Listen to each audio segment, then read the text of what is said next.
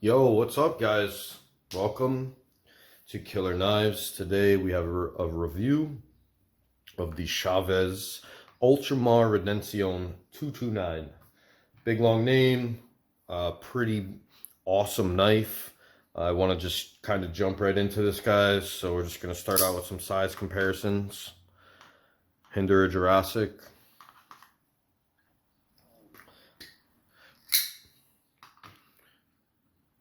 ZT0562 tie.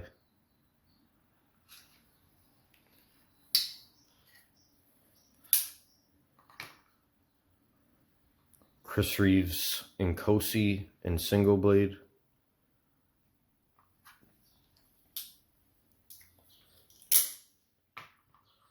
Microtech Ultratech.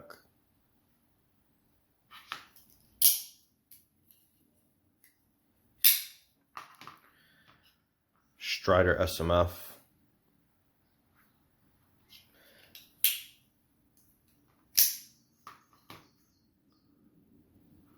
This is a Strider made by Medford, AR 0.75 or whatever, 0.75 AR. CQC7 by Emerson.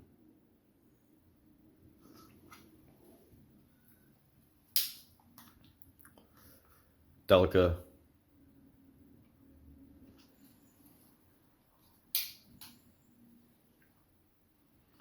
AD 20.5. AD 20. And the AD 15. There you go. So now you got some ideas. I feel like that's a wide range of knives that you guys could relate to. You got a good idea of the size of this knife, and we'll go over it more in depth right now. Oops.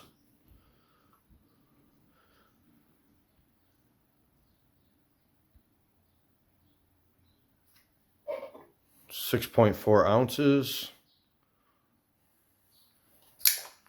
Bang. Hell yeah. This knife is freaking awesome, guys. Can't lie to you. I'm going to be very straightforward with you. Yes, it's made in China. I believe it's made by Riot.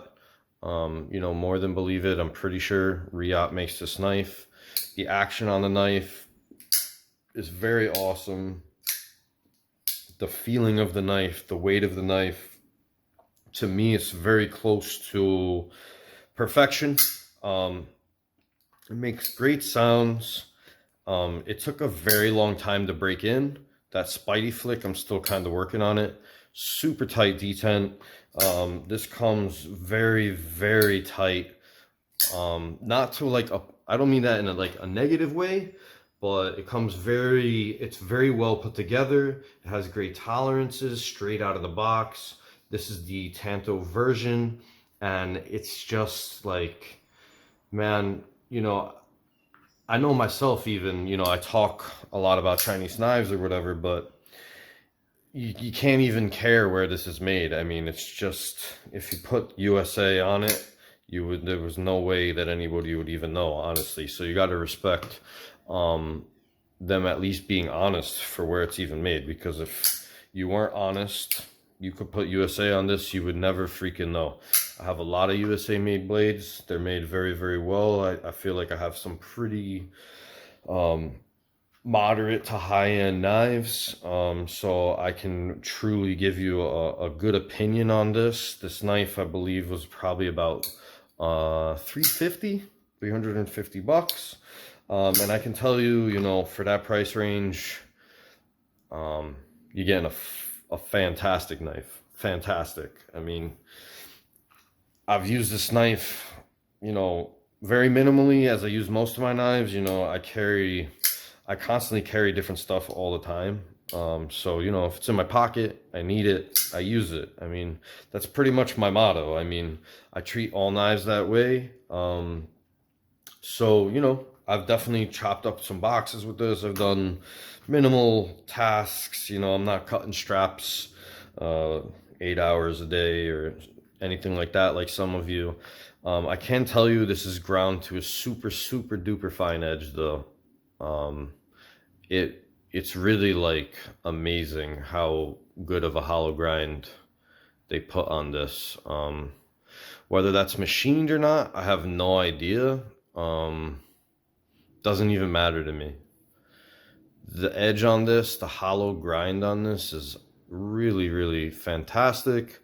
The jimping and the swedge, right? So you get a pretty drastic difference in the width of the jimping, and then it really, really narrows down.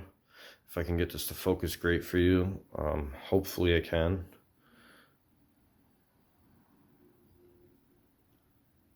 Probably not. But the swedge here, man, it gets thin, super thin. And you get a super duper fine point on this. Very, very beautiful point. And we're talking about going from that to this. I mean, come on. Ridiculous. Ridiculous grind. The blade shape is intelligent because it gives you plenty of landing space for your thumb if you're working.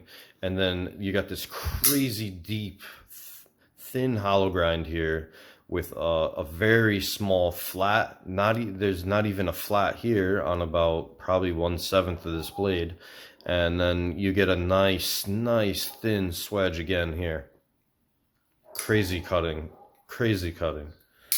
The ergonomics of this knife are on top of the world, okay? This knife is designed from a very well-renowned knife maker in Chaves, and I mean, for me, I have moderately large hands. I wear an XL glove most of the time on like a construction site.